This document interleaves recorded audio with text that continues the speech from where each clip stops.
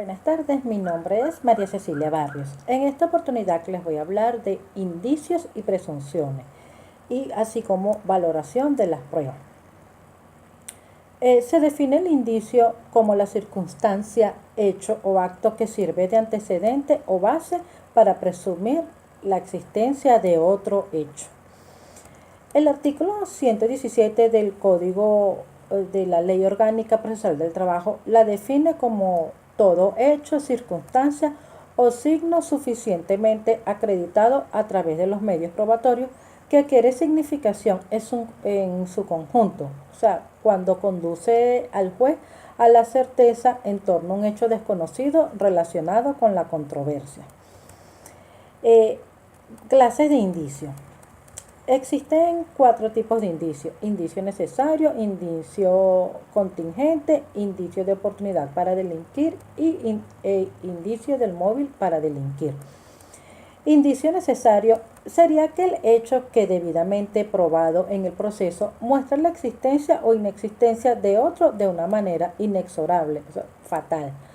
Indicio contingente es aquel hecho que demostrado puede tener varias causas. Se suele clasificar en graves, leves o levísimas. Indicio de oportunidad para delinquir. Surge de ciertos hechos que colocan a determinada persona en condiciones que le faciliten cometer el delito. Indicio del móvil para delinquir. Aquí se da que el acontecimiento que se debe investigar nos debe mostrar el móvil, lo que desplazó a la voluntad de persona para ejecutar dicho acto o dicho hecho. Algunos de los hechos son realizados muchas veces por emociones, odio o amor. Aquí podríamos, se ve como muy común cuando son móvil que cuando matan a una persona, el móvil fue la venganza o un crimen pasional. Son muy comunes, se manejan muy rutinariamente. Ahora vamos a hablar de las características del indicio. Se trata de un medio de prueba judicial. El indicio puede ser propuesto por las partes o utilizado de oficio por un juez. Asimismo, el indicio será el hecho cierto y demostrado en el proceso por los medios de prueba pertinentes y legales. Ahora vamos a hablar de los elementos del indicio. Hecho indicador, que es el hecho cierto, acreditado o demostrado en el proceso. La relación de causalidad, que es la relación existente entre el hecho conocido y el hecho desconocido, a partir del cual puede inferirse del primero por vía lógica y crítica del hecho desconocido. Ahora bien, naturaleza jurídica del indicio. El indicio no es una actividad intelectual de inferir o presumir. El indicio se refiere a hechos o actos pasados que, una vez conocidos y probados, pueden ser para inferir o presumir la verdad o falsedad de otros sucesos. Bien, vamos a hablar ahora de la presunción. La Ley Orgánica Procesal del Trabajo, en su artículo 118, la define como el razonamiento lógico que, a partir de uno o más hechos probados, lleva al juez a la certeza del hecho que se está investigando. Aquí podemos hacer las diferencias o diferenciar la presunción y el indicio. El indicio viene siendo la representación probada de un hecho pasado o de algo que sucedió. En cambio, la valoración de ese indicio no es más que el movimiento intelectual que produce en el fuero interno del juez. En este caso sería la presunción. El indicio sirve para juzgar, pero no es la actividad de juzgar, entendida esta como de valorar y presumir. Ahora vamos a hablar de la clasificación de la presunción. Se clasifica en presunción absoluta y presunción relativa.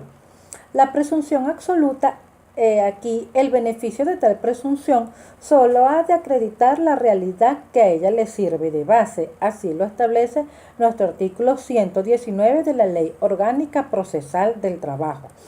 Mientras que la presunción relativa, el artículo 120 de la Ley Orgánica Procesal del Trabajo establece que Cuando la ley presuma la conclusión con carácter relativo, la carga de la prueba corresponderá a quien pretenda desvirtuar la presunción.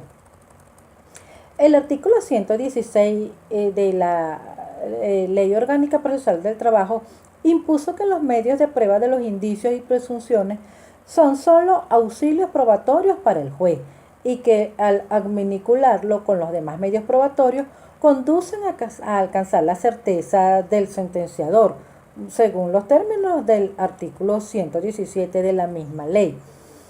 Esta limitación hace que el legislador al establecer que los indicios y presunciones son auxilios probatorios. Creemos que violentan en grado extremo el principio de libre prueba y el derecho de la defensa contenido en el numeral 1 del artículo 49 de nuestra Carta Magna.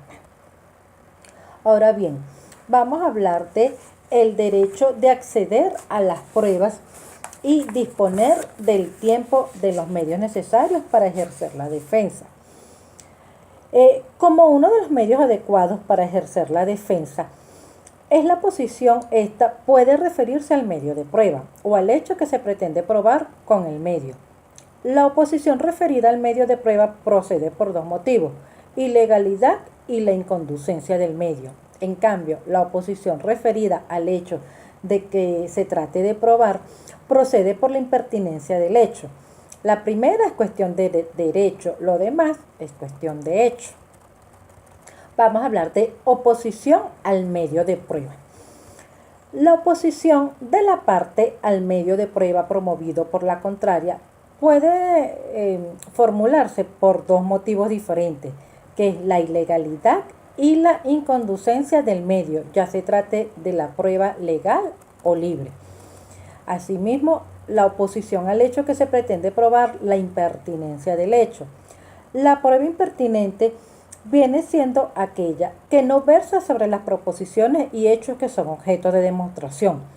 La pertinencia contempla la relación que el hecho por probar puede tener con el litigio y será prueba impertinente aquella que se deduce con el fin de llevar al juez al convencimiento sobre hechos que por ningún respecto se lesionan con el litigio y que por lo tanto no puede influir de ninguna manera en la decisión que ésta tome.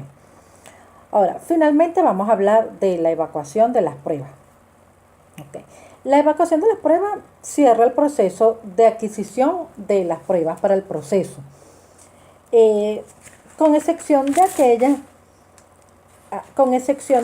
que puede ordenar de oficio el juez según el artículo 71 de la Ley Orgánica Procesal de Trabajo o a solicitud de parte. En nuestro ordenamiento procesal del trabajo no existe lapso predeterminado para la evacuación de las pruebas. Lo que sí está determinada es la oportunidad procesal para el inicio de las mismas, la cual se llevará a cabo en la audiencia oral de dicho juicio. El artículo 150 de la Ley Orgánica Procesal del Trabajo. Al llegar al expediente al tribunal de juicio, al quinto día hábil siguiente al recibo del expediente, el juez de juicio fijará por acto expreso el día y la hora para la celebración de la audiencia, dentro de un lapso no mayor a 30 días hábiles contados a partir de la fecha de dicha determinación. O sea, lo que quiere decir que ya una vez evacuadas las pruebas, ¿verdad? Llega el expediente al tribunal de juicio. Al quinto día hábil que haya recibido el expediente, el juez debe fijar la fecha del día y la hora para la celebración de la audiencia, en un lapso que no sea mayor a 30 días hábiles contados a partir de la fecha de dicha determinación. Esto ha sido todo. Muchas gracias por su atención.